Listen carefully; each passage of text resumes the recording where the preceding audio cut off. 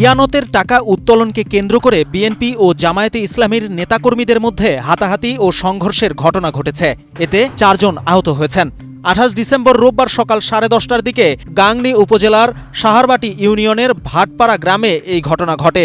আহতদের মধ্যে 2 জনকে গাংনী উপজেলা স্বাস্থ্য কমপ্লেক্সে ভর্তি করা হয়েছে, অপর 2 জনকে প্রাথমিক চিকিৎসা দেওয়া হয়েছে। প্রত্যক্ষদর্শীরা জানান, সকালে স্থানীয় জামায়াতে ইসলামীর কয়েকজন নারী কর্মী ইয়ানতের টাকা উত্তোলন সংক্রান্ত বিষয়ে একটি দোকানে কথা বলতে যান। এ সময় সেখানে উপস্থিত স্থানীয় বিএনপি কর্মী জামাল ইয়ানতের টাকা ও ভোট চাওয়ার প্রসঙ্গ তুললে কথা কাটাকাটি শুরু হয়। স্যান্ডেলিনা সো, রূপচর্চায় আভিজাত্য। এক পর্যায়ে পরিস্থিতি উত্তপ্ত হয়ে উঠলে দোকান মালিক সোহরাব হোসেন ও তার ছেলে শিশির হোসেনের ওপর চড়াও হন বিএনপির কয়েকজন কর্মী। পরিস্থিতি আরও খারাপ হলে বিষয়টি জামায়াতের স্থানীয় নেতাদের জানানো হয়। পরে তারা ঘটনাস্থলে পৌঁছালে বিএনপির কর্মী সমর্থকরা জামায়াতের নেতাকর্মীদের ওপর হামলা চালায় বলে অভিযোগ ওঠে। এতে জামায়াতে ইসলামীর 4 জন নেতাকর্মী আহত হন। স্থানীয়রা আহতদের উদ্ধার করে হাসপাতালে পাঠান।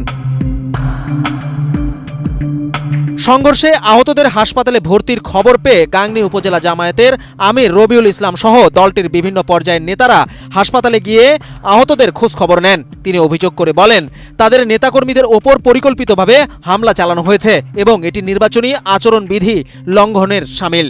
ঘটনার পর এলাকায় উত্তেজনা বিরাজ করছে বলেও জানান তিনি। আমি তাদের হসপিটালে এসেছি এবং হসপিটালে এটা যারা মেরেছে আমি মনে করি যে নির্বাচনের আচরণবিধি লঙ্ঘন এবং আমাদের উপর জুলুম অত্যাচার।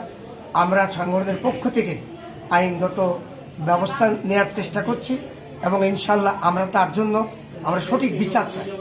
কেন এরকমভাবে অত্যাচার করবে? গণতান্ত্রিক অধিকার প্রত্যেকেই আছে, ভোট চাওয়ার অধিকার প্রত্যেকেই আছে। আমরা আপনাদের কাছে জানাতে চাই যে সরকারকে জানাতে চাই যে আচরণবিধি লঙ্ঘনের এর ন্যায্য বিচার আমরা চাই। অন্যদিকে বিএনপি এ ঘটনার জন্য জামায়াতকে দায়ী করেছে। হাসপাতালে আহতদের দেখতে গিয়ে গাংনী উপজেলা বিএনপির সাবেক সাধারণ সম্পাদক আসাদুজ্জামান বাবুল বলেন, সংঘর্ষের ঘটনাটি জামায়াতে ইসলামীর পক্ষ থেকে অতিরঞ্জিতভাবে প্রচার করা হচ্ছে, বরং প্রথমে তারাই বিএনপির কর্মীদের উপর হামলা চালিয়েছে বলে দাবি করেন তিনি। ভাটপাড়ায় ফোন দেওয়ার পরে জানতে পারলাম যে এক চায়ের দোকানদার, সে মহিলারা তার দোকানে গেলে কোরআন শরীফ হাতে গিয়ে জামাত ইসলামকে ভোট দেওয়ার শপথ করায়। এই নিষেধ করাতে এবারে ঠেলাঠেলি হয়েছে, হাতাহাতি হয়। পরে আমি ফোন দিয়ে নিষেধ করলাম যে কোনো রকমের কোনো ঝামেলা হেফাজত করা যাবে না, যেহেতু নির্বাচন আচরণবিধি আমরা লঙ্ঘন করব না। যদি সে হাতাহাতি করে থাকে তাহলে আমরা জামাত ইসলামের কর্মী নেতাদের সাথে একসাথে বসি বিষয়টি করতে।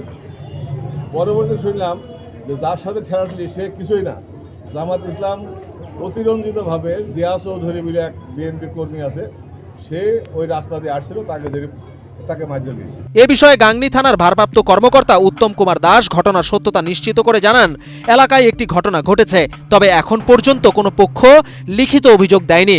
অভিযোগ পেলে তদন্ত করে আইনগত ব্যবস্থা নেওয়া হবে।